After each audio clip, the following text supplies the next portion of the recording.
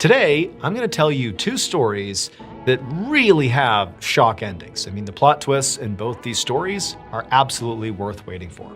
But before we get into those stories, if you're a fan of the strange, dark, and mysterious delivered in story format, then you've come to the right place because that's all we do. So, if that's of interest to you, please remove the batteries from the like button's TV remote, and then once they're out, go ahead and use super glue and glue the back on.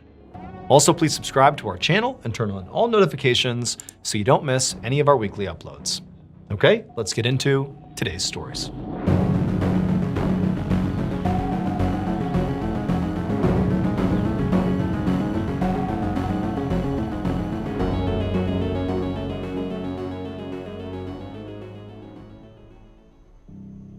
On the night of May 3rd, 1897, a 43-year-old widow named Mary Titus lay in her bed inside of her house in the small town of Plymouth, Pennsylvania. And Mary, as she laid there, she just could not fall asleep because she kept hearing this strange tapping sound coming from somewhere in her house. Eventually, Mary just stopped trying to fall asleep altogether, and she just sat up and just listened really intently to figure out, where the sound is coming from. But she just couldn't do it. It was sort of erratic, and it seemed like it was coming from all over the house, and at one point it felt like it was right below her, and then it was over here. I mean, it really was hard to pinpoint where it was even coming from, let alone what was actually causing it. And then on top of that, the volume of this tapping was also changing. Sometimes it would get really loud, and then it would be super faint, and she could barely hear it. But it was still there, somewhere in her house. But then, sort of inexplicably, the tapping sound just abruptly stopped.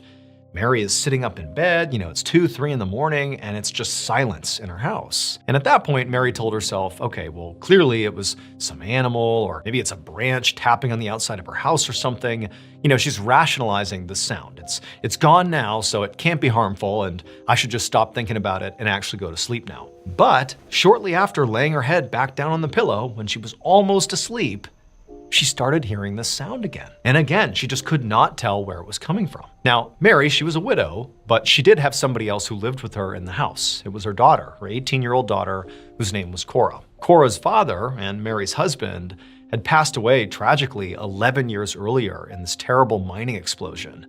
And really, even though it had been 11 years, Mary and Cora were still very much living in the shadow and the grief of, his death. This is something that they really had never been able to move past. And so as Mary is laying here in bed and she's hearing this tapping sound starting again, part of her thinks maybe it's Cora, maybe she's doing something. But really what was going through her head when this tapping sound began again was how utterly alone she felt and how badly she missed her husband.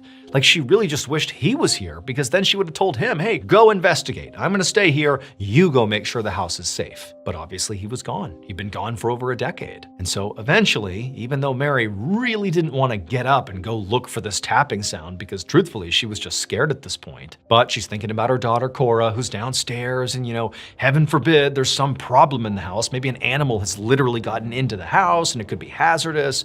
She doesn't know. So she needs to go and be the brave one and go find out where the sound is coming from and make sure her daughter's okay. And on top of that, her daughter, Cora, had recently had this really bad case of strep throat. And while she was recovering, she really was not back to 100%. And so Mary told herself, this is an opportunity as much as anything to go down and just check on her daughter and make sure she's okay. And so finally, Mary musters the courage and she takes her sheets off and she gets up out of her bed. And at the same time, the tapping is sort of rocketing all around the house. It's all over the place. And right as Mary steps onto the ground, she's out of her bed, the tapping stops. Mary starts walking towards the door and there's nothing. She gets to the door, she opens it up, she listens, she's looking out, but there's nothing. And the house is completely silent. And there was something kind of eerie about it. It's like the sound was responding to Mary's actions. And suddenly all of Mary's courage evaporated. And she thought, you know what? The sound has stopped. Everything's okay. I'm sure Cora's okay. I'm getting back in bed and I'm going to sleep.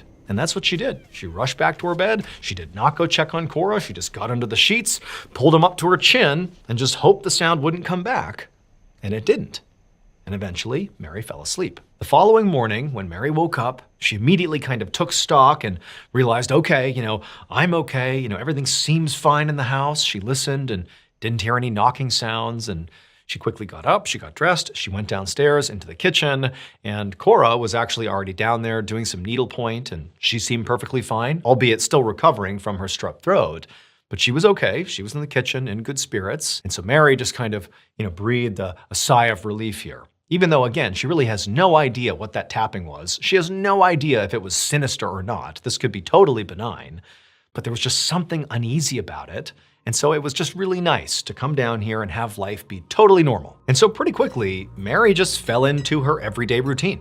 She began prepping some food for her and Cora to eat, and then she and her daughter just started chatting. At no point did Mary bring up the tapping sound, in part because she didn't really even know what they meant. She was kind of spooked by it, didn't want to scare her daughter, so it never came up. But they're chatting, having their completely normal morning, when suddenly there's very clear and fairly loud tapping that starts not in the kitchen, but below the kitchen, in the cellar. And as soon as the tapping starts, Mary immediately stops because she recognized it as the same sounds she was hearing the night before that spooked her so badly. And she looked over at Cora without saying anything, just seeing if maybe Cora heard the noises too. And Cora as well is looking at her mom like, "Did you hear that?" And Mary's like, "You heard that too? You heard that tapping?" And Cora's like, "Yeah, I think it's coming from the cellar." And Mary, she's like, I could have sworn I heard that tapping last night. It was actually keeping me up. And Cora, she said, "Well, it sounds like it's in the cellar. Maybe we have mice down there and they're rummaging around or something. That's probably what it is." And so Mary, who at this point is desperate to find a logical, non-scary explanation for what's going on here, just immediately goes down the stairs into the cellar and begins looking for mice that would prove that's all this is. It's mice making these sounds. But when she's down there, she's looking around and there's no mice, there's no sign of mice. And as she's down there, she starts hearing the tapping again. But now it's not coming from the cellar where they thought the sounds were originating. It's coming from somewhere above her. And as soon as Mary hears this tapping sound, she hears Cora reacting to it upstairs in the kitchen, like she was kind of startled by it. And so Mary runs back upstairs to the kitchen. She looks at Cora, and Cora is visibly distressed because she's like, "I heard it. It was in here. It was in the kitchen or somewhere nearby. I didn't see anything, but I heard it. As soon as you went down there, I heard it." And so at this point, Mary is undeniably scared. She doesn't know what this is, but it's gotten to the point where she cannot deny there is something strange happening in her house. Her daughter has now fully corroborated that. And so Mary said, "You know what? I'm going next door." They had a friend who lived next door, a guy that actually used to work with Mary's husband, who was sort of like their handyman and the guy they would call on to kind of help them around the house. And so Mary, she left her house and she went next door, knocked on this guy's door. And when he came, she explained that there's something happening. There's knocking sounds happening in my house. It's scaring me and Cora. We can't figure out what it is. Can you please come take a look? And he was like, "Absolutely. I'll be over in a second." And so Mary goes back to her house and she and Cora are standing in the kitchen, and periodically they're hearing these tapping sounds. And then the neighbor, he comes over. And he comes inside, and right away, when he comes in, he starts to hear the tapping too. And Mary's like, "What is that?" And Cora, she's totally spooked. And the guy's like, "I think it's your pipes. I think that's all this is. It sounds very much like your pipes are banging against the wood inside your house or something. So let me just check your plumbing. That's probably what this is." And so Mary and Cora, they're like, "Great. He seems pretty confident that that's all this is." And so Mary and Cora, they kind of hover around the neighbor as he begins to check the kitchen and the bathroom plumbing. But as he's checking all the pipes and the fittings and kind of looking for the origin of these strange tapping sounds, he realizes as he's checking all these different areas that as he's checking them, the tapping sound is persisting and it's not coming from the pipes. Sometimes it sort of seems like the tapping is coming from near the pipes, but other times, as he's working right here, the tapping sound is coming from somewhere else on the other side of the house. And eventually, Mary and Cora started to sense that the neighbor, who had come in very confident that this was no big deal, was starting to show signs that he too felt a little uncomfortable, like something was off here. And then, sort of out of nowhere, when the tapping got really loud, and it was now apparent, not only to this guy, but also to Mary and Cora, that the tapping could not be coming from the plumbing, because it's nowhere near here, it's behind us. And the man, he turned around and he looked at Mary and Cora. His face is ashen, he really looked pretty upset. And he said, "The last time I heard this sound was in the mine. It was when your husband was killed in that explosion. He died, but other men got trapped in the mine behind all this rubble from the explosion, and they couldn't get out. and they were tapping on the rocks over and over again until they all died. That's what this sounds like. After that, the man just got up and hastily left and just told them, "I'm sorry, I can't help you." And he was out the door and back over to his house. And so Mary and Cora, they're left wondering, like, what do we even do? Who do we talk to? What's happening here? But for Mary specifically, even though she couldn't believe that this guy had just told her that, what a horrible thing to tell her. I mean, he knows she's grieving the loss of her husband. How could you possibly say that to me? But she's thinking about what he told her, that it sounds like the tapping of these doomed men, including her husband, tapping on the mine walls before they perished. And she started to wonder, what if these are ghosts? What if it's my husband and these men who died in the mines 11 years ago trying to get my attention? What if they're trying to communicate with me? Over the next 4 days, the tapping sound inside of their house continued. And the story about what was happening here spread all across town. In fact, all sorts of neighbors and actually news outlets were coming to Mary and Cora's house to hear the tapping sounds for themselves. And when they'd come in the house, Mary would walk them around the house. And sure enough, the reporters, the neighbors, they'd all hear the tapping sounds, and nobody could explain it. It was like this unbelievable phenomenon. And Mary and Cora, by this point, I mean, they were convinced that these sounds were very likely, Mary's dead husband and the other men who perished in the mine. Finally, on May 9th, so 6 days after this haunting began, by this point, the story is out in newspapers, people are talking about it all over the place, and in some ways that legitimized Mary and Cora's plight. But they also really didn't know what to do about this. This had become sort of a spectacle, but nobody had any solutions for them. So Mary and Cora, they're sitting at the table weighing out their options. Like, what do we even do?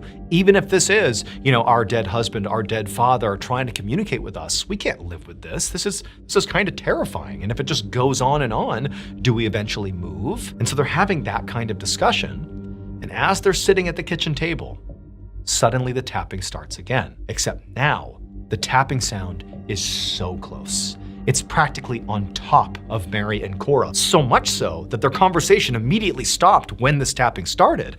And they both kind of looked at each other like, it's right on top of us, what's going on? And then as this tapping continued, they realized it was basically right below them, almost like in the cellar, right underneath them. And so Mary sort of reflexively leaned back in her chair, just kind of trying to get out of, the bubble of this really intimate, close tapping sound that they were in.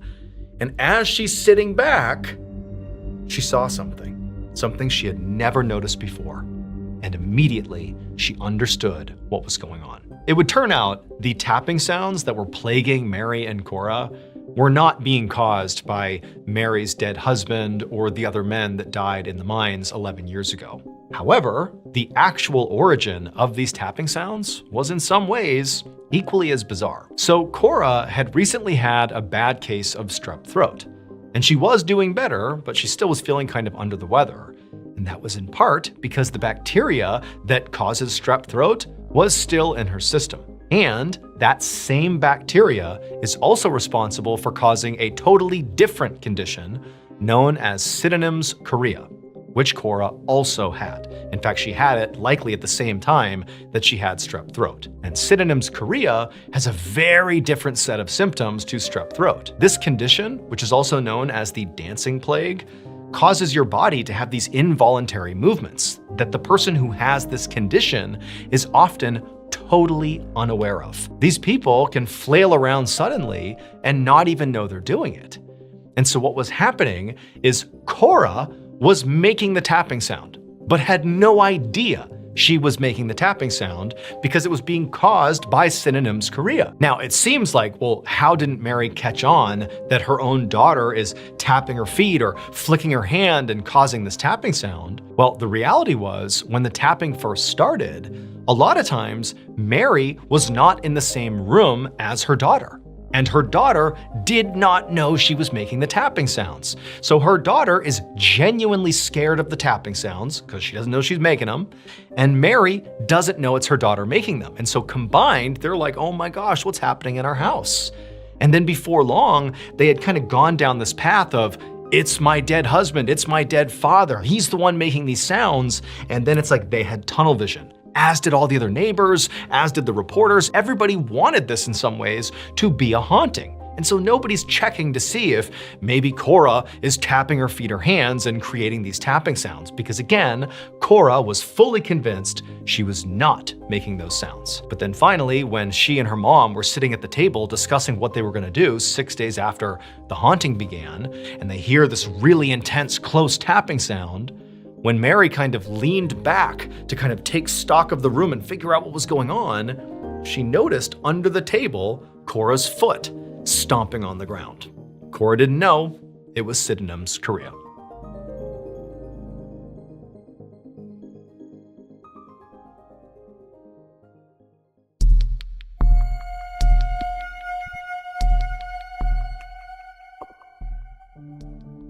One afternoon in November of 2021, a middle-aged woman named Nicole Petit was on break at her job in the city of Decatur, Alabama. And while she was sitting in the break room, she pulled out her phone and she called her 21-year-old daughter, Hannah. The phone rang a couple of times, but then eventually Hannah picked up, and right away, Nicole could tell her daughter, Hannah, was still very much not feeling well. She could hear it clearly in her voice. So Nicole's daughter was a stay-at-home mom to two very young kids, which, was totally exhausting in its own right. And in fact, on this phone call, Nicole could hear in the background the sound of the kids yelling and running around and crashing into things, so clearly it was just chaos over there. But Nicole knew Hannah could not just be tired from tending to her kids, because over the last couple of months, what Nicole had noticed was every time she spoke to her daughter, whether her daughter's kids were going crazy or not, Hannah just completely sounded under the weather.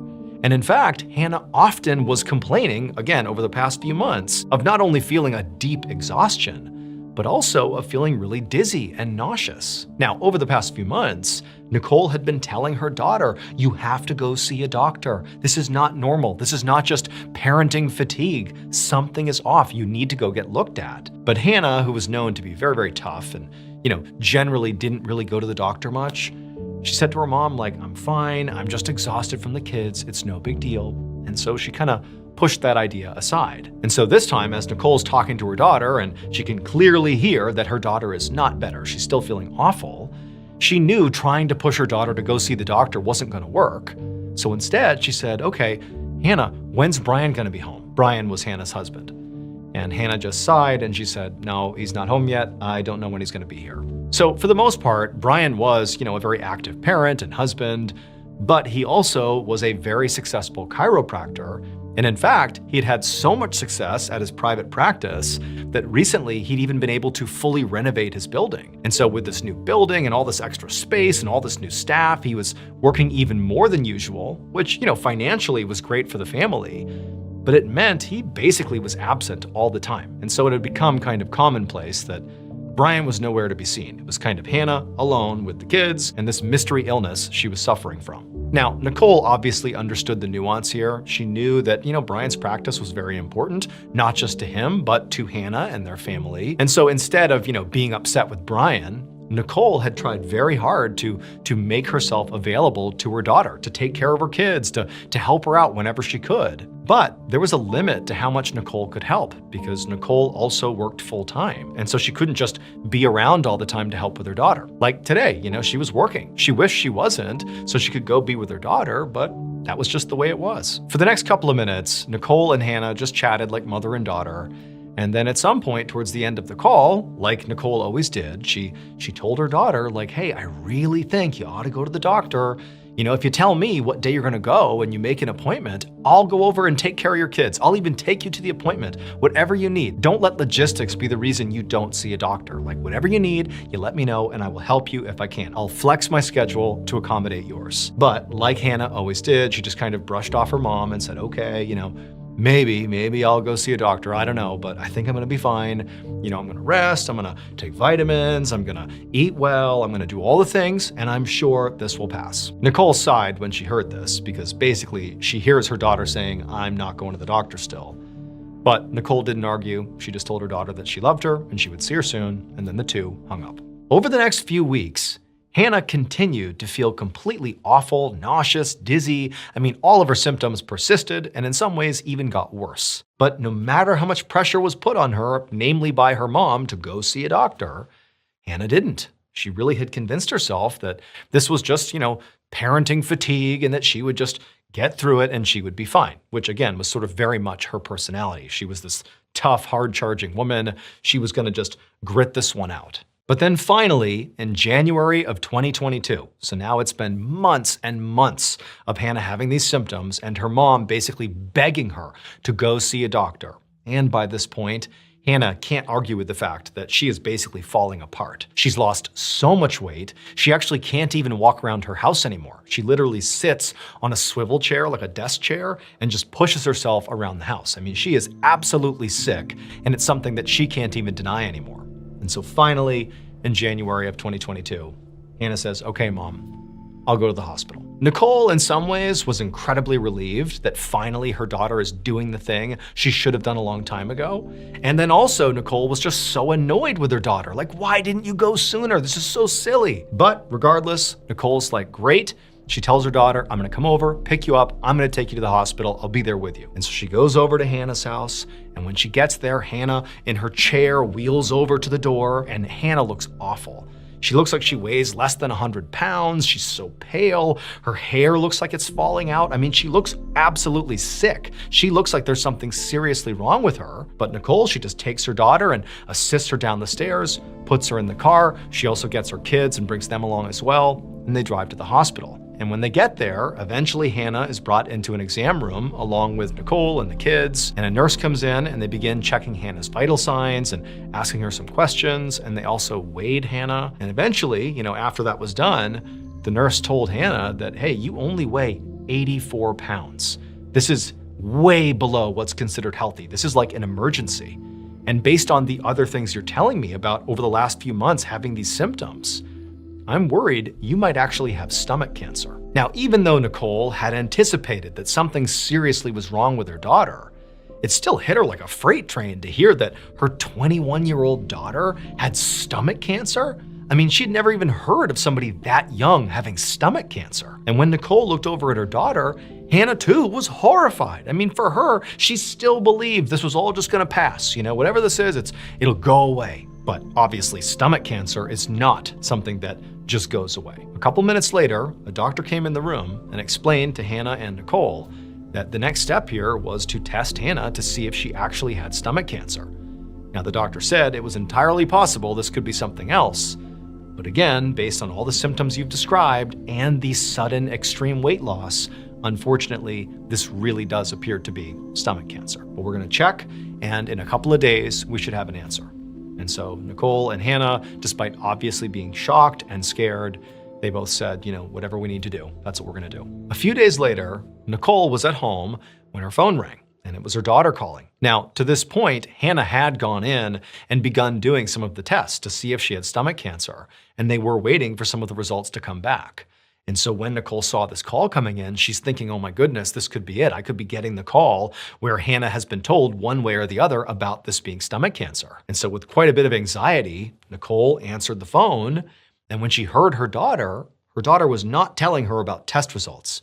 Her daughter, she was speaking in such a low tone that she could barely hear her, but she basically croaked out to her mother that she felt so sick, she had to be taken to the hospital right now. And so Nicole, she dropped everything, sped over to her daughter's house.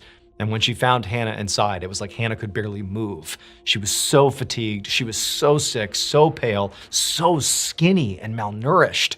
It was like her daughter was dying. And so she scooped her daughter up and she rushed her to the hospital. Later that day, Hannah was in a hospital room and was stabilized. When she had come in, she actually was showing signs of what's called acute respiratory failure, which basically meant her lungs were shutting down. And in fact, one of her doctors had told Nicole that had Nicole not gone over there and rushed her daughter to the hospital on that day, very likely she would have died. She would not have survived another 24 hours at home. So this was as close as you can come to, your daughter dying. But they had been able to stabilize Hannah, and she was now resting in bed, and they were now trying to figure out what to do. And one of the doctors pulled Nicole aside and said, look, we know she's being tested for stomach cancer, and we don't know if she has that or not yet. But acute respiratory failure is not connected to stomach cancer. And on top of that, it's incredibly rare for someone as young as Hannah. So we really don't know what's going on here. All we can do is keep her here, keep her stable, monitor her, and run some additional tests. And so Nicole, she said, okay, let's do it. And so for a few days, that's what the medical staff did. They just continued to monitor and keep Hannah stable while testing her to figure out how somebody her age and in her condition could be contracting respiratory failure. But after a few days of this, out of nowhere, Hannah has this severe sudden seizure. But after her seizure passed, the medical staff began investigating Hannah's brain because a seizure is a brain-related event. And as they're looking into Hannah's brain, they discover that she has also contracted viral meningitis, which is inflammation of the membranes surrounding the brain. And generally speaking, viral meningitis is not life-threatening, but in rare cases, it can be. And considering the fact that Hannah had other very serious medical issues going on, and the fact that her particular viral meningitis case was very severe, doctors were worried that she could be someone who could die from this meningitis, or potentially have very serious brain damage if they didn't do something drastic to combat this swelling in her brain. And so a decision was made to put Hannah into a medically induced coma so that she would lay perfectly still and they could just wait for the swelling in her brain to go down. But what that meant functionally was that Hannah would be in this coma indefinitely until, the swelling goes down in her brain or who knows what. I mean, basically the doctors didn't know what was going on with her. However, just a couple of days after Hannah had been placed in this medically induced coma, some of her imaging tests came back from all the testing they had run on Hannah to try to figure out what was going on here. And in particular, there were these imaging tests that came back from her abdomen. They had scanned her abdomen. And what they discovered inside of her abdomen was truly shocking. Hannah's entire digestive tract was covered in white spots. And the doctors all knew that those spots were not cancer. They were something worse. And after running a few more tests to confirm their theory, once they had that information that, yep, what we suspect is going on here, they called the police. So remember Hannah's husband, Brian? He's the very successful chiropractor. Well, his practice had been so successful that he had had the funds to fully renovate his office and build this bigger, better chiropractic practice. And that was great, not just for him, but also for Hannah, her whole family. They were making money hand over fist. Everything was great. Except there was an issue. One of the upgrades that Brian wanted to do within this renovated space was to include an X-ray room. And when people build X-ray rooms, they actually line the walls of the room with these big sheets of lead to keep the radiation from penetrating the walls. But lead is incredibly toxic and harmful to humans, especially if you ingest it or you touch it. It's not something you really want to interact with at all. It needs to be kept at a safe distance. But after the renovations were done and the X-ray room was built, there were several sheets of lead that didn't make it into the walls. They were sort of extra sheets of lead that just didn't get used and they were out in the open. And when police discovered that and they began investigating, they found somebody had been shaving off pieces of those extra lead sheets, little bits of lead. They were shaving them off and planting them inside of Hannah's vitamins that she took religiously every day, believing those were the things that were gonna make her healthy again. But in reality, sort of ironically, they were doing the opposite. She was literally poisoning herself every time she took one of those vitamins. And who was the person who was shaving off all that lead and literally trying to kill Hannah? Her own husband, Brian. All those white spots inside of Hannah's digestive tract were literally just pools of lead that had accumulated inside of her because her husband had been trying to poison her to death for months. Miraculously though, Hannah would survive.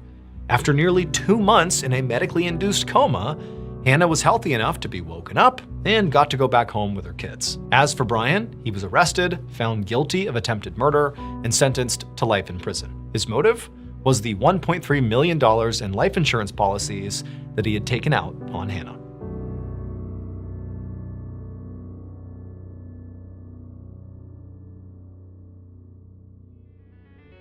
Thank you so much for watching. Let me know what you thought of today's episode in the comments. And remember, we have hundreds of videos for you to binge right now. But if you're looking for a recommendation from me of that one video that's worth your time, well, it's this one right here. so give it a watch. All right, until next time, see ya. Today, we have a very special bonus video for you guys. It's a collection of 5 fan favorite stories that will leave you asking, what are the odds? Now, these 5 fan favorite stories have all been re-edited for today's episode. So even if you may have heard or seen one or all of them before, it'll still feel like a brand new viewing experience. But before we get into today's 5 stories, if you're a fan of the strange, dark, and mysterious delivered in story format, then you've come to the right place because that's all we do, and we upload once a week. So if that's of interest to you, please ask the like button. If you could please just log into their Netflix account to just watch a couple of shows, and then you'll log right out. And then after you get those login instructions, go ahead and instantly change the password and then log out. Also, please subscribe to our channel and turn on all notifications so you don't miss any of our weekly uploads. Okay, let's get into today's 5 stories.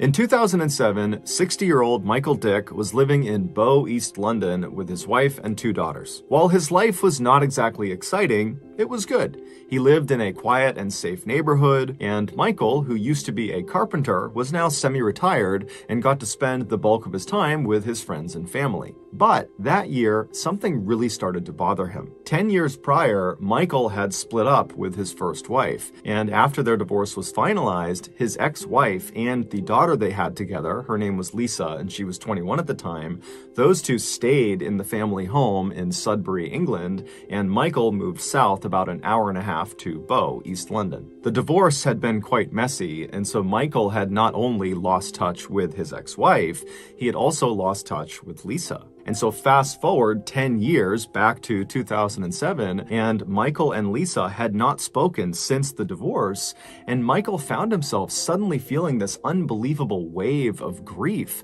over the loss of his relationship with his first child. And so after speaking with his current wife and his 2 other daughters, he decided that he had to go find Lisa. He had to be reunited with her. The only problem was he didn't know where Lisa lived, he didn't have her contact information, and he didn't know where his ex-wife was, so he couldn't even ask her how to get in touch with Lisa. However, he did have the street address of where they used to live in Sudbury, England, and so he decided that would be his starting point. So in August of that year, Michael and his 2 other younger daughters, they hopped in the car and they left Bow, East London, and they headed up to Sudbury, and when they got there, Michael navigated to his old street, which had brick houses lining each side of the road, and he drove down until he spotted his old house, and he parked right out front, and then he alone hopped out of the car and he walked up to the front door. He took a deep breath and then he knocked on the door. When the door opened, it was not Lisa, it was not his ex-wife, it was some other family that he didn't know, and they didn't know Lisa or his ex-wife, and so they said, good luck finding your daughter, but we don't have any information for you. And so Michael was crushed, but he thanked them, and he turned around, and he went back to the car, and he told his other daughters about what he had just learned, and then from there, the trio just kind of began driving around Sudbury, half looking for Lisa out on the streets, although none of them thought they would actually find her, and then also kind of discussing what they were going to do next, because now they had nothing. And so as they're driving around the streets of Sudbury, they come to the realization that their best bet at finding Lisa is putting some sort of story in the local newspaper that hopefully she would see, and then she would contact Michael. And so they drove to the headquarters of the local paper, the Suffolk Free Press, and they went inside and they managed to speak to a reporter, and after telling the reporter Michael's story about how he's lost touch with Lisa, the reporter thought, you know what, this is actually a pretty interesting story, and I'd be happy to do a small feature on you guys. And so the reporter, along with a photographer, brought Michael and his 2 daughters outside. They took a picture of them, and then they told Michael, in the next edition of the paper that will run in a couple of days, we'll run this picture along with a little write-up about how you're looking for Lisa, and we'll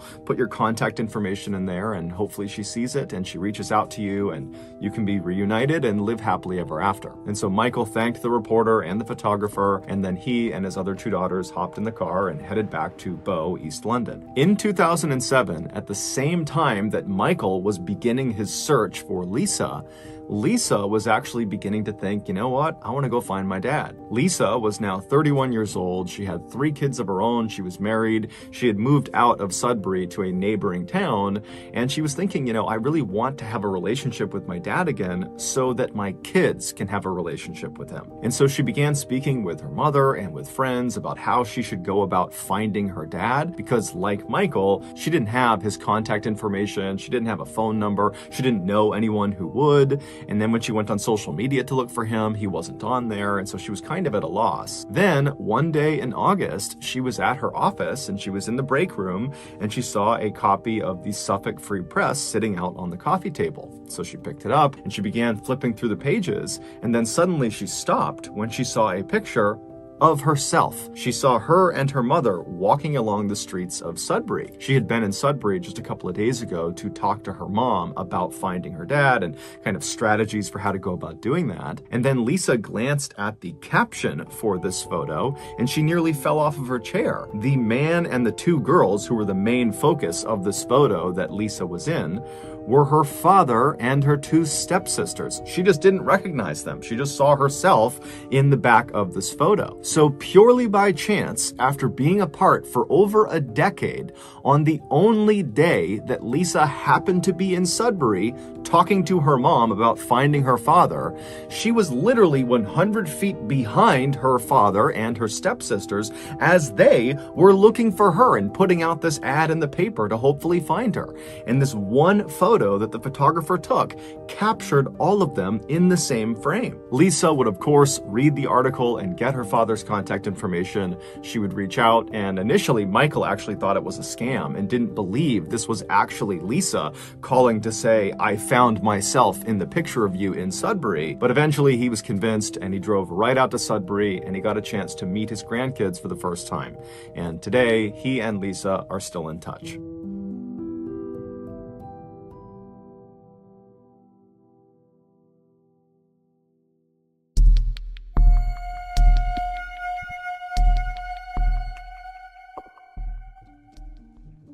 In 1964, during his final semester of college in Wisconsin, a 21-year-old man named Harry decided to take an acting class. He believed it would be an easy A, and he'd always been pretty shy, and so he figured this class might be able to help him get over that. But this class wound up having a much larger impact on Harry's life than he ever could have imagined. Not only did he meet his future wife in this class, but he also realized he loved acting, something he never thought he would like, and he decided after college that that was the thing he was going to pursue. And so after he graduates later that year, he and his girlfriend get married, and then they fly out to Hollywood, California, where Harry auditions for Columbia Pictures' New Talent Program, which is basically this program that's designed to help new actors and actresses get parts in Hollywood because it's so hard to do that. And so he's accepted into this program. He signs a contract with them that pays him almost nothing. And right away, they start shopping him around for different parts in TV shows and movies, but nobody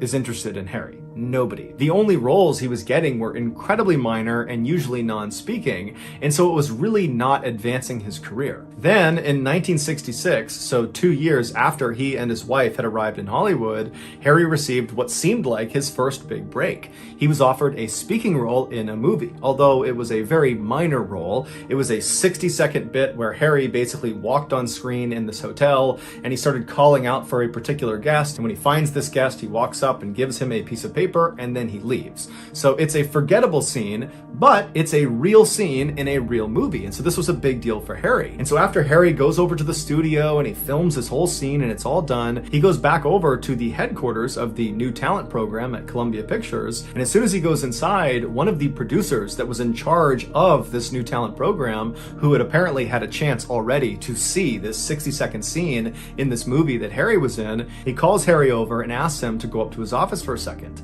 And so the pair go up to his office, they both sit down, and the guy looks at him and says, look, I just gotta shoot you straight here. You're not gonna make it in Hollywood. You're not gonna be a movie star.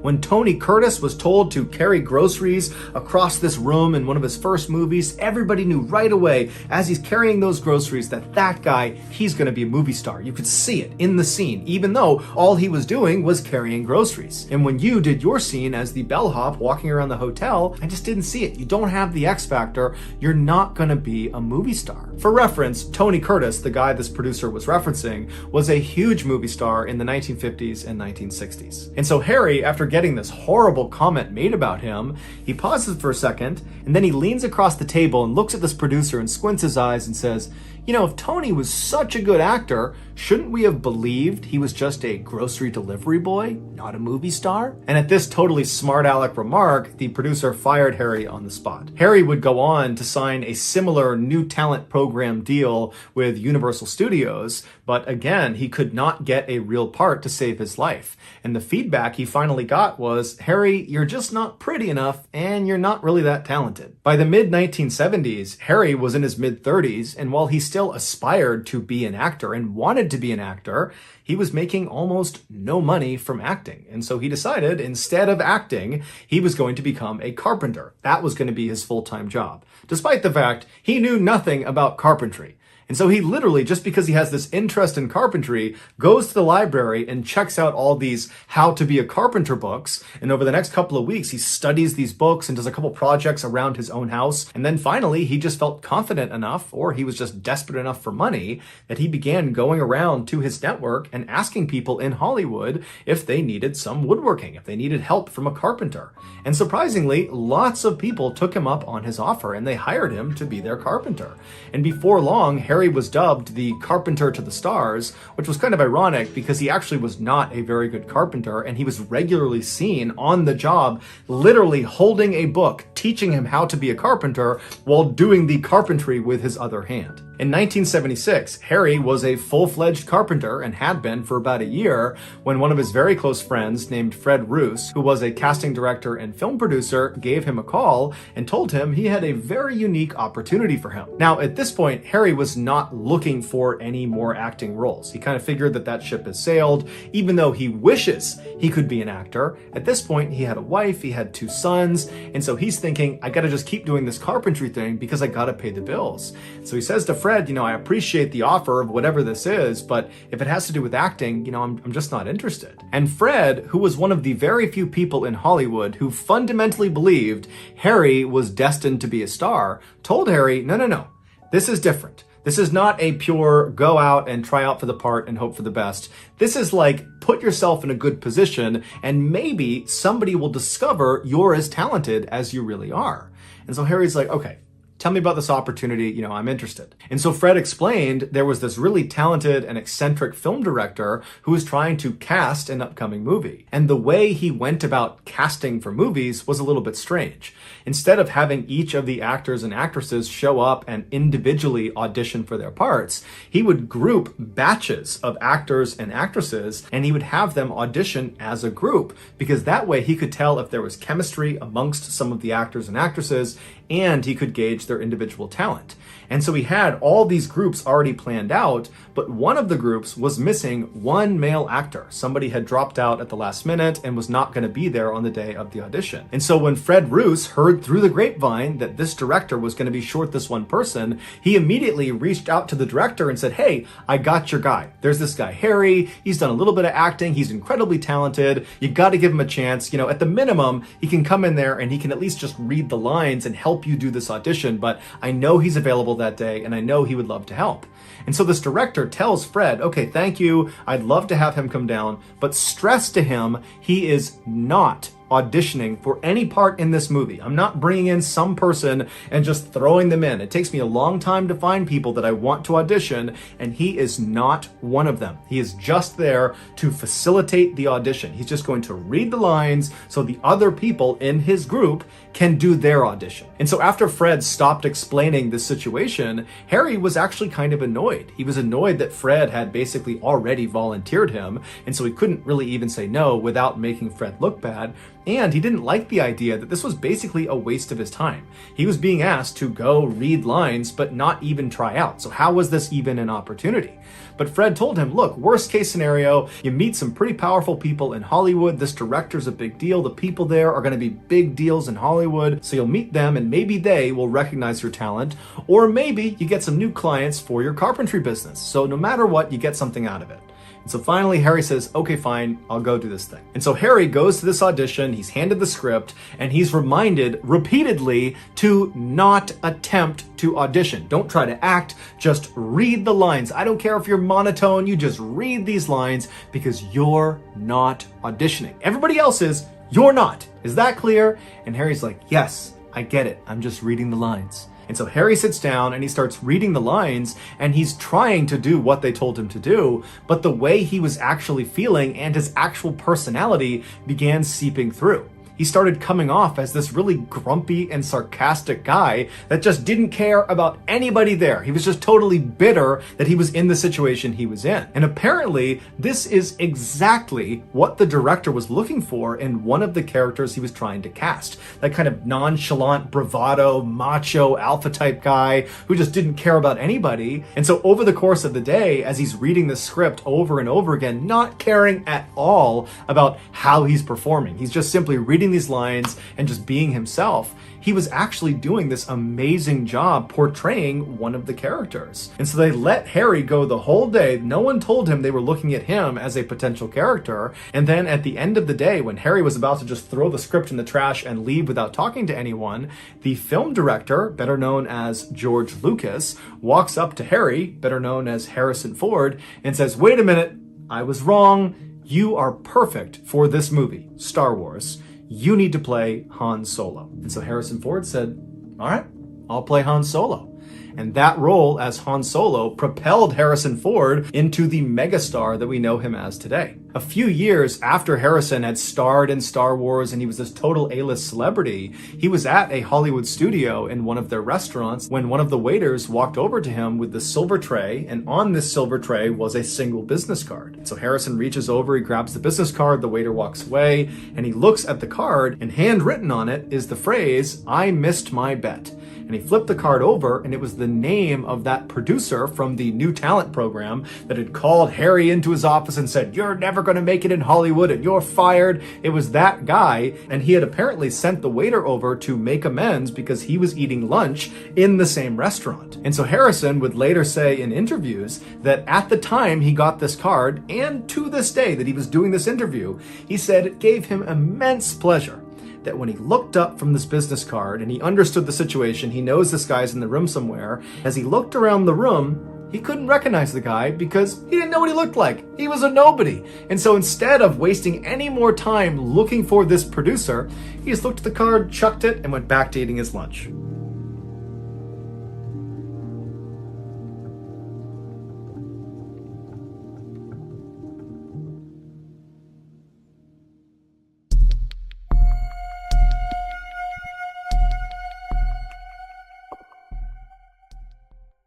Michael Packard might be the luckiest or unluckiest person alive. In 2001, when Michael was 38 years old, he was on a flight over Costa Rica when the small plane he was on crashed.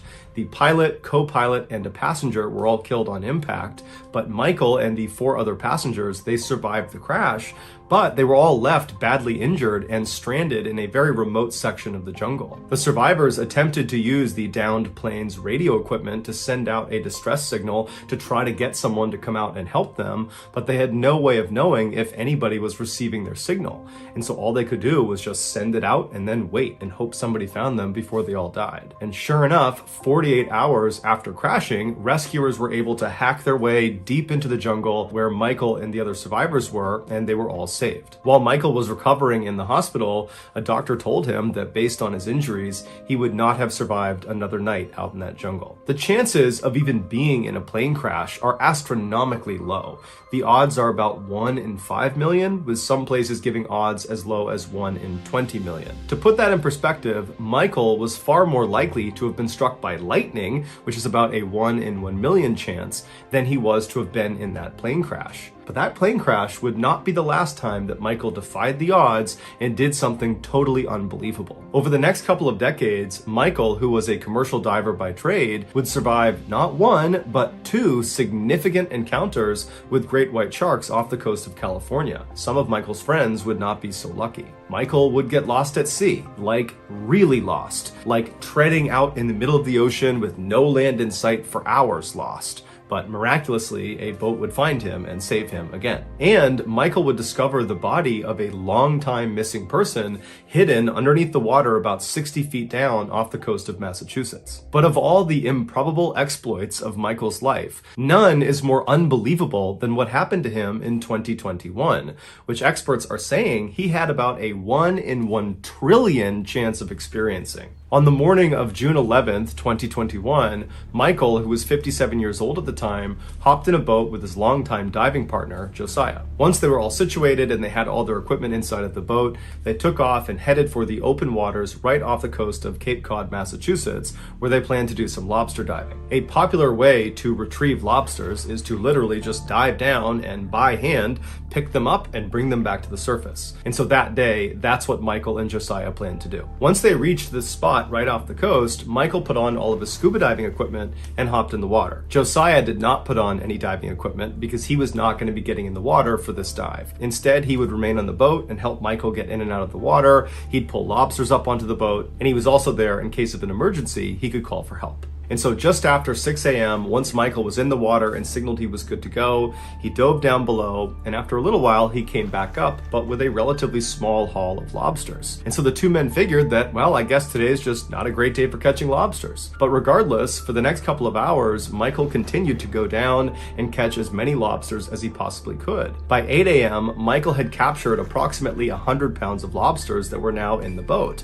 And so Michael and Josiah were actually starting to feel pretty good about this particular trip. And so Michael decided he would go back down one more time and try to get just a few more lobsters before they called it a day. And so Josiah remembers watching Michael, who was in the water. As he put his mouthpiece back in, he signaled up to Josiah that he was good to go, and Josiah watched as he disappeared below the surface. The water was very calm, and Josiah is just kind of scanning out across the water, and then all of a sudden this eruption of white water came rushing up to the surface right where Michael had gone down below. And so right away Josiah leaned out over the edge of the boat to see if he could look down and see his friend, but he didn't see Michael anywhere. Instead, he saw something massive moving around underneath them. After Michael had broken the surface on this final dive down to get more lobsters, his plan was to sink down to the bottom of the ocean at about 60 feet and then go hunting for lobsters. But when he had descended to about 45 feet, he felt something smash into him from behind that felt like a truck hitting him, and then everything around him went totally pitch black. The impact of whatever it was that hit him had caused his mouthpiece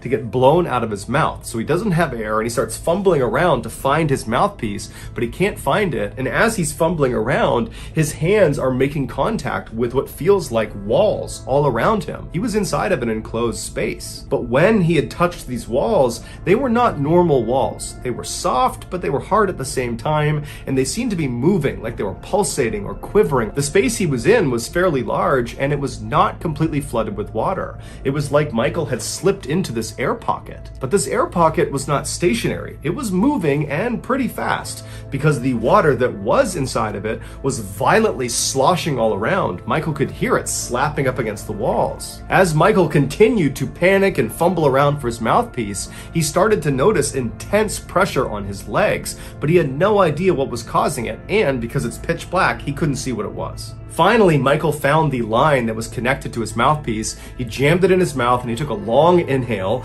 and now that he could breathe again, he had this horrifying thought. Have I been swallowed by a shark? He instinctively began feeling around for the shark's teeth, but there were no teeth inside of this space. Instead, it was just these walls that continued to shift and move all around him, and that's when it dawned on him. He had been swallowed, but not by a shark.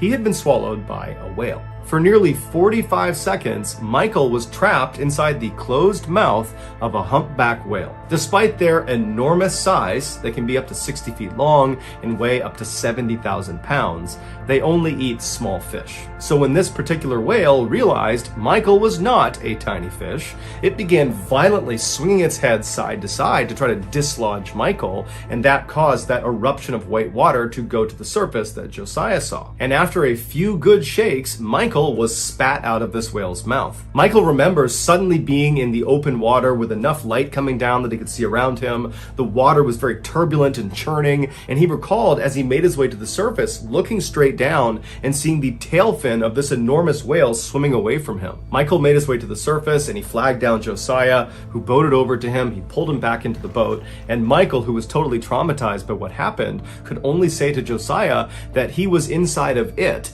and that it tried to eat him. After Josiah brought Michael back to shore and called the authorities, Michael was rushed to a hospital where he was evaluated, and unbelievably, he suffered really no injuries. He had some significant bruising to his legs where the whale had actually clamped down on him. That was the pressure he felt on his legs. The mouth of the whale was closing on his legs. But besides that, there really wasn't any other injuries. And so later that day, he was discharged. It's believed the whale was a juvenile that had been seen in the area that was about 30 to 35 feet long, and that had just accidentally scooped Michael up. The whale was certainly not trying to hurt Michael. Whales, especially humpback whales, are not in the business of hurting people.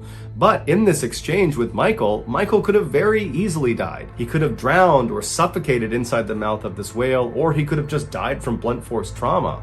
But luckily he didn't. Despite how terrifying this incident sounds, Michael was incredibly casual in all of his interviews about this. He just kind of acted like, yeah, these things kind of happen, whales come out of nowhere, they just scoop you up, it happens. And he would tell the incredulous reporters who just could not believe this guy was real that as soon as he was better, he was getting back in the water and going lobster diving.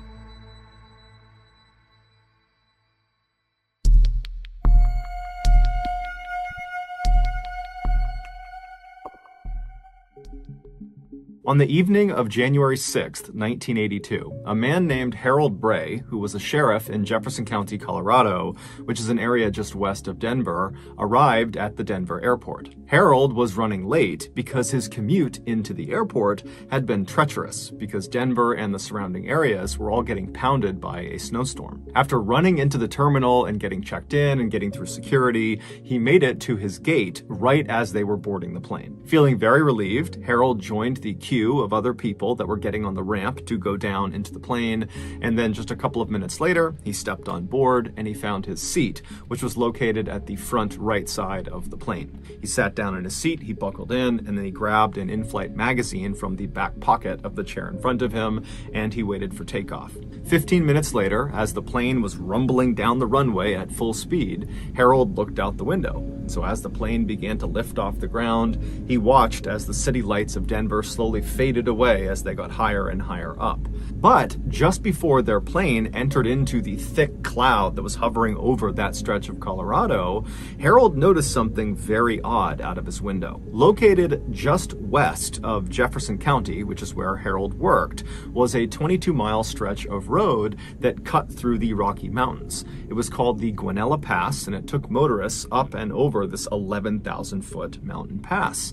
Now, this was a beautiful scenic drive that Harold was very familiar with, but this road was not maintained in the wintertime. So if there was snow on the ground, you simply could not get through this pass. It was impossible. Yet, as Harold looked out of his plane window down to Jefferson County below, and he kind of scanned his way west up into the Rockies, he saw there were clearly a car's headlights on the Guanella Pass. And so Harold's thinking to himself, why in the world would anyone be on the Guanella Pass in the middle of this huge snowstorm? It didn't make any sense. But as Harold watched this vehicle, he saw what was going on. Whoever was in this vehicle was holding a flashlight out of their window, and they were shining the light straight up into the sky, flashing it on and off, signaling distress. This motorist was trapped. Harold knew the likelihood of another plane happening to fly over this area and looking down and seeing those lights and recognizing them for what they were, an emergency,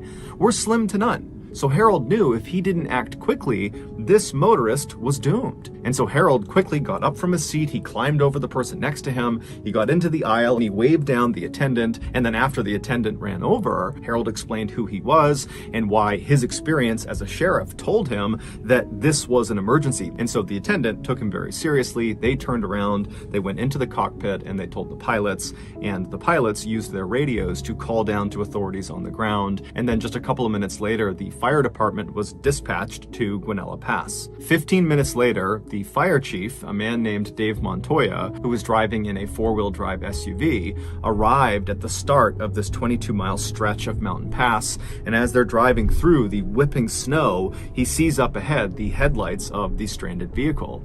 And so he drives right up alongside this vehicle, which was a small pickup truck that had clearly slid off the road and gotten stuck in a big snowbank. And so Dave, he parks his SUV, he hops out, and he rushes over to the driver's side window of this vehicle. And inside was a terrified-looking 30-year-old man named Alan Phillips, who was a mechanic who lived in the Denver area. Now, at the time, it was the middle of the night, it's negative 22 degrees Fahrenheit outside, the winds are whipping, the snow is coming down, and Alan only had on a light jacket and some jeans and a small blanket wrapped around him. So, had Harold not spotted his flashlight SOS signal from the plane, it's almost guaranteed that Alan would have died that night from hypothermia.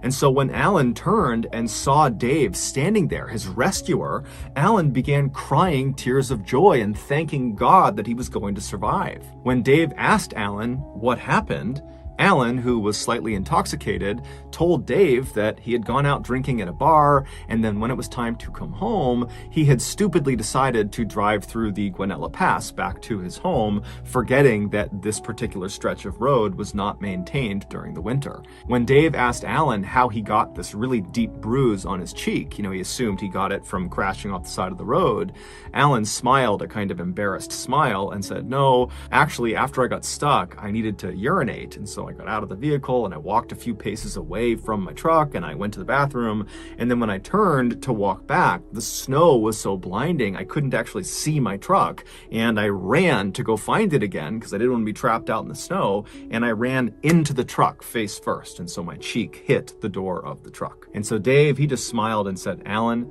you are one lucky man." Over the next few days, local newspapers in Colorado and some national newspapers ran headlines about the miracle at Guanella Pass.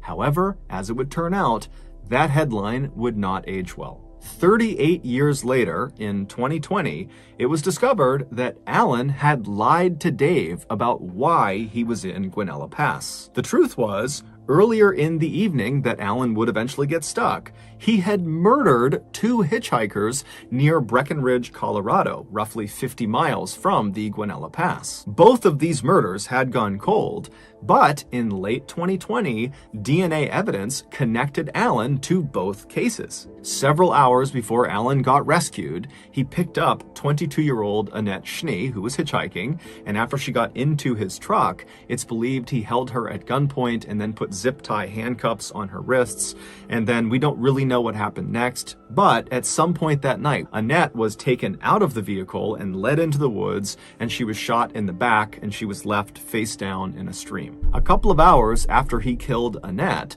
Alan picked up another hitchhiker, 29-year-old Barbara Oberholzer, and when she got into his truck, it's believed he did the same thing. He held her at gunpoint and put her in zip tie handcuffs. However, Barbara was able to break out of her restraints. It's believed she struck Alan in the cheek, which is why he got that deep bruise on his cheek, and then she leapt out of his car and started running. But Alan got out, chased her down, and shot her in the chest, killing her, and then he dumped her body off the side of this cliff down into the snowbank below. So the only reason Alan got stuck in Guanella Pass is because he was attempting to flee the area where he committed these murders, and he likely just didn't understand how dangerous this pass was, and so shortly after turning onto it, his truck slid off the road and he got stuck. In February of 2021, Alan, who was 70 years old at the time and still living in the Denver area, was finally arrested for these two murders, and he is currently awaiting trial. Assuming he did it, that Alan killed these two women, we don't know what his motivations were. It's not clear, he hasn't said, and we also don't know if there are potentially other victims.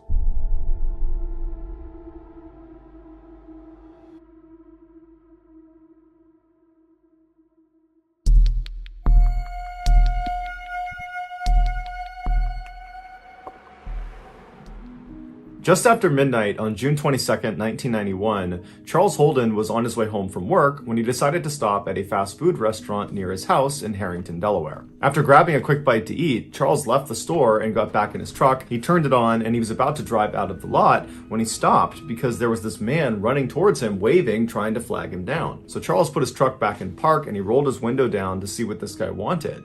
And when this stranger got close enough, he told Charles that his sister was having a baby and he needed a ride to the hospital, which was about 20 minutes away. Charles couldn't tell if this guy was lying. It was super late. He didn't know this guy, and he just had a bad feeling about him. And so he told him, "No, I'm sorry. It's too late. I gotta get home. It's too far out of the way." The stranger immediately looked dejected and turned around and started walking away. And as Charles was watching him go, he felt bad and said, "You know what? Hey, come back here. I'll give you a ride part of the way there." And so the stranger smiled, hopped in his passenger seat, and they took off. Charles drove him approximately 3 miles in the direction he had asked to go before pulling over on the side of the road and telling him, "This is as far as I'm going to take you." Charles lived only about a block away, and he didn't want to drive too far away from home so late at night. But the stranger, upon hearing he was being let out so soon, suddenly became angry and began fumbling in his pocket like he was going to get a knife or some sort of weapon, and he starts screaming at Charles, "Hand over your keys, hand over your wallet, or I'm going to kill you." Charles, meanwhile, was on edge, just being in the car with this guy because he had a bad feeling about him, and so he immediately jumped into action. He turned off his truck, he ripped the keys out of the ignition, and he leapt out of his truck and started running. Charles saw way off in the distance was a convenience store, and he figured he could run to there and get some help. But as he's running, he turns around and sees the stranger has also leapt out of the car and was now sprinting up to him with a screwdriver in his hand. And this stranger was running really fast. He was gaining on Charles, and soon Charles realized he wasn't going to make it to the convenience store before this guy caught up to him. And so at some point, Charles just stops, he turns around and he puts his hands up and he says, okay, I'll give you a ride wherever you want to go, and then you can have my keys, my wallet, you can have anything you want. And so the stranger runs right up to Charles and he stops and he smiles because he's very pleased with this result. And he pokes him with the screwdriver and kind of gestures for him to go back to the truck. So Charles walks back to the truck with the stranger right behind him with the screwdriver periodically poking him in the back. They finally get to the vehicle and the stranger tells Charles to get in the car and then wait. But as soon as Charles sat down, he fired up his truck and sped off before the stranger could hop in the passenger side door.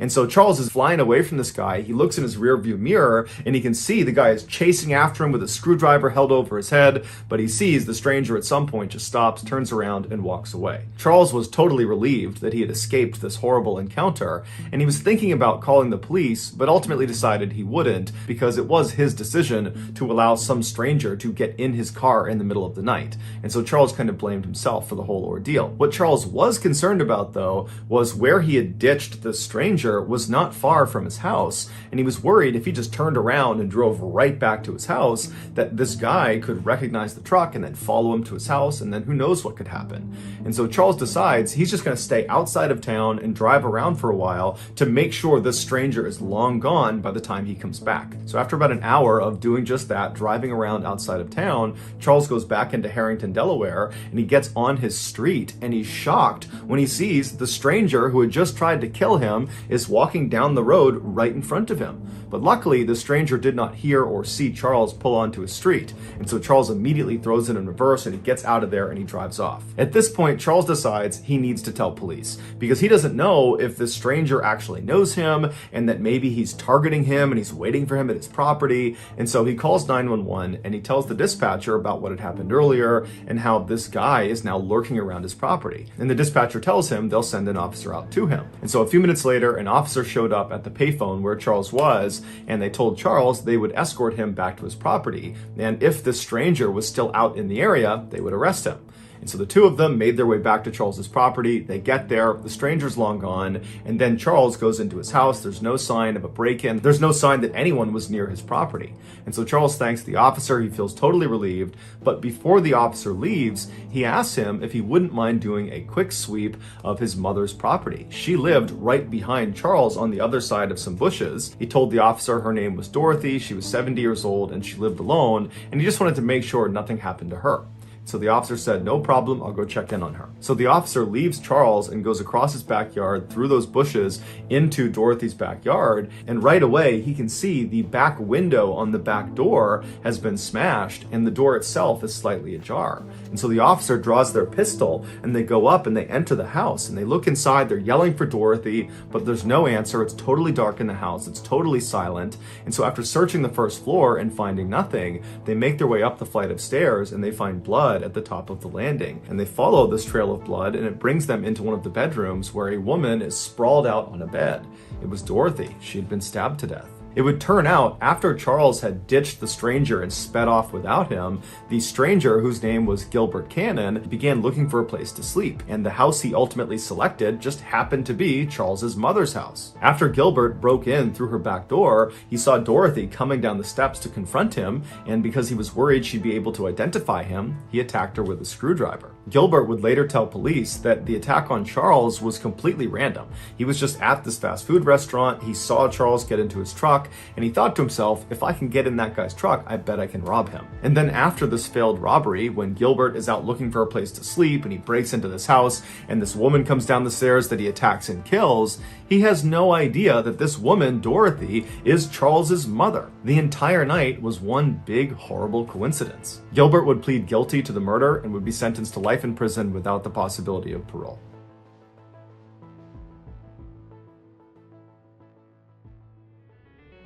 Thank you so much for watching. Let me know what you thought of today's episode in the comments. And remember, we have hundreds of videos for you to binge right now. But if you're looking for a recommendation from me of that one video that's worth your time, well, it's this one right here. So give it a watch. All right, until next time, see ya.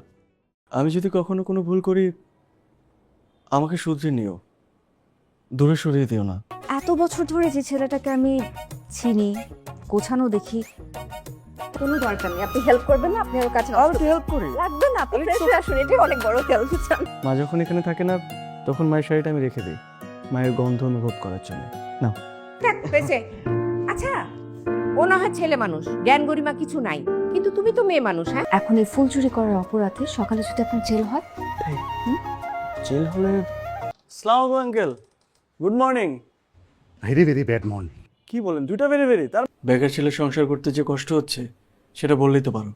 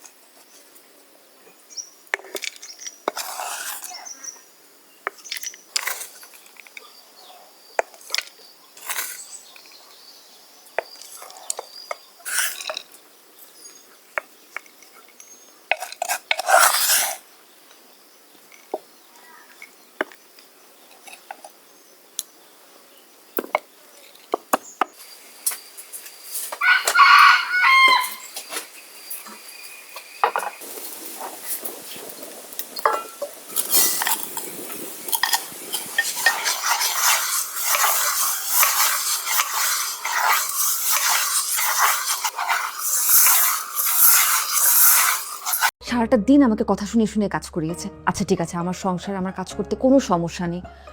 নিজের ঘরে এরকম ফিসফিসিয়ে কথা বলছো কেন? আরে মা কোথায়? মা তো ঘুমাচ্ছে। শিওর? আপনি যে আমার ছোট ছোট বিষয়গুলোতে এত খেয়াল রাখেন, এতেই আমার ভালো লাগে। তোমার জন্য একটা জিনিস আনছি। কি জিনিস আনছস? আপনি একটু চিন্তা করেন আপনার জন্য কি আনছি। এই এত ছোট বাসায় তো তিনজনের হয়, কষ্ট হয় না থাকতে? আচ্ছা বিয়ান সাহেব, আপনি কি আপনার মেয়েকে দেখতে এসছেন না কথা শোনাতে এসছেন? মা, আজকের রান্নাটাকে তো দারুণ হয়েছে। অনেক দিন পর তোমার হাতে রান্না খেলাম। কোথা থেকে আসলে? কোথা থেকে আসলে?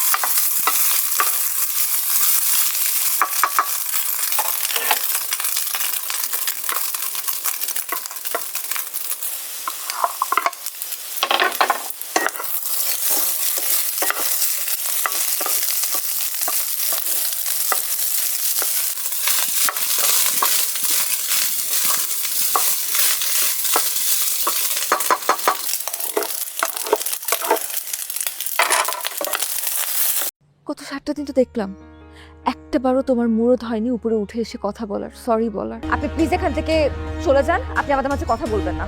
তুমি বাড়াবাড়ি করছো। বাড়াবাড়ি আমি করছি মানে? তুমি কষ্ট পেয়েছো, রাইট? আমি মোটেও কষ্ট পাইনি, আমি বরং একটু অবাক হচ্ছি। সব কিছু তো একদম সুন্দর মতো গুছিয়ে ফেলেছো। হ্যাঁ, একদম সংসারে হয়ে গেছে না? আমি ন্যাকামি পছন্দ করি না, যা বলার সোজাসুজি বলো। এ কি, আমি তো কিছু বলাই হয়নি। আচ্ছা, ওটা শুনবো আরেকদিন। তুমি একটু খাও, মাছ দিচ্ছি তোমাকে, নাও। বাসাটা ছোট হলেও আমাদের তিনজনে থাকতে কোনো সমস্যা হয় না। কি হয়েছে মা, বলো তো? তুমি তো কখনো এভাবে কথা বলো না। না মানে